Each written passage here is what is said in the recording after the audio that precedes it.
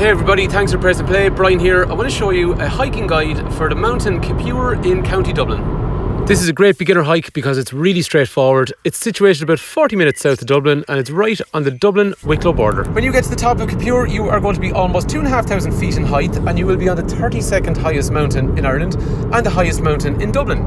The mountain itself also has a over 400 foot TV mast on top, and that makes it really easy to spot. And when you get to the top, because it's not really high, there's a good chance that you won't be surrounded in cloud when you get to the top, so you're going to have views around Wicklow, down into Blessington and the Liffey, and then around by Dublin. On a really nice day, you can actually see further up the country, even into counties that don't essentially border Wicklow. And as we said at the start of the video then, it's located right at the border of Wicklow and Dublin as well. And that's probably why you get some particularly nice views, because you're looking down the Glenismole Valley up towards Dublin, as well as the Glencree Valley down into Wicklow. And actually, it's worth noting as well, that mast that's on top of the hill, that's actually the oldest transmitter in the country for TV. Like every mountain, there's numerous ways to get up it, but we're going to go for the eastern path because it's the most straightforward and easy. One word of warning, when you do use Google Maps, you will get two results that say Kippure. One of them is the holiday village, so the one that we're looking for is the result that's closer to the two Corrie Lakes, which is the mountain that we're heading for. To get to the start point then, there's going to be two ways we'll think about it. So if you're coming from the north or Dublin City, you're going to go for R115, which is Old Military Road, past the two Corrie Lakes, and eventually on the right hand side, you'll see a pretty obvious car park. When you park there, it is still in use, so make sure not to block the gate and make sure you secure your valuables, because there is theft in the area sometimes.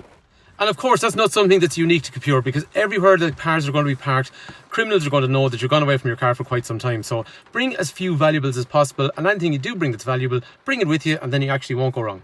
And then for those of you that are coming from southern areas like the southeast, southwest, or just the south in general, you're going to look for the Sally Gap. The way I came from was from Kildare, so my approach was a more western, southwestern direction, but eventually I ended up at the Sally Gap. If you're not familiar, the Sally Gap is a four crossroads, but it's a pretty well-known one up in the Wicklow Mountains. When you get to the Sally Gap, you're going to be looking for R115, heading for Dublin, which is Old Military Road. So it's the same road that the people coming from the Dublin and the north would have used, except for you're coming from a different direction.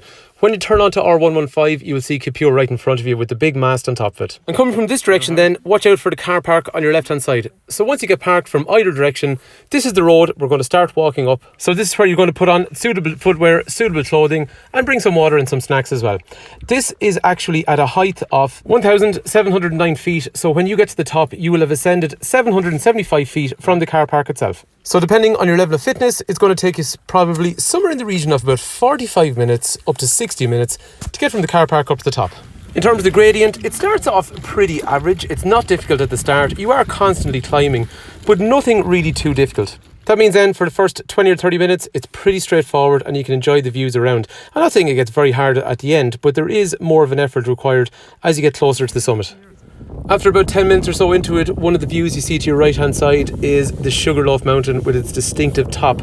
And looking around then, you can see some of the mountains like Juice and other parts of the Wicklow range. After about 15 or 20 minutes, there's a nice little flat section which will provide a welcome rest.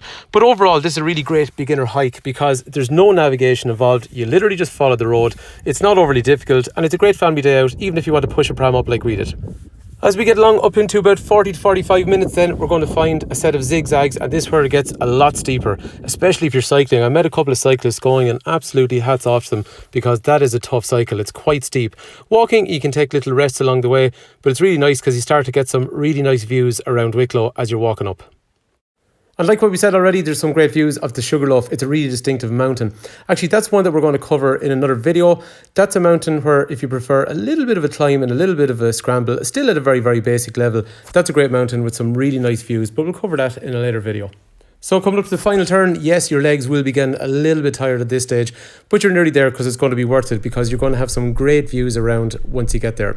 So looking back, you can see things like Malin, you can see Juice way off in the distance, and we'll be able to see down into the Sally Gap that we came from and other mountains like Logala as well.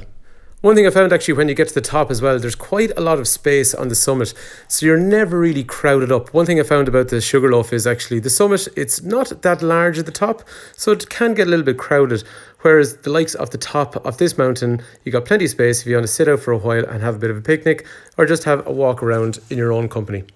And the thing with most hikes is when you get to the summit, you got to be a little bit lucky with the weather. The better the weather, the clearer the day, then the nicer the views that you're going to have. But anyway, either way, there's good reward in the exercise regardless of what you get to see at the top. But the nice views are definitely a big bonus for me. So like what we said earlier on in the video then, there is people that will cycle up this, and I'd say there's probably people that run up it as well. We actually, even with the buggy, did a little bit of a run going back down, which is a lot easier than it is when you're going up.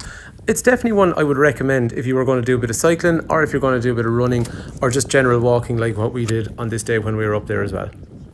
Getting back down then is going to take you probably somewhere in the region of a similar amount of time, again depending what pace you want to adopt going down. So anyway, like we were saying, this is a really good beginner hike because it's clean, it's really straightforward, you can't get lost on it, and it's got some nice views and it just gives you a good introduction to hiking. So hopefully the video has been useful. If it is and you think it's been useful, there are more videos like this coming, so give us a like and let us know. And thanks a million for taking time to watch.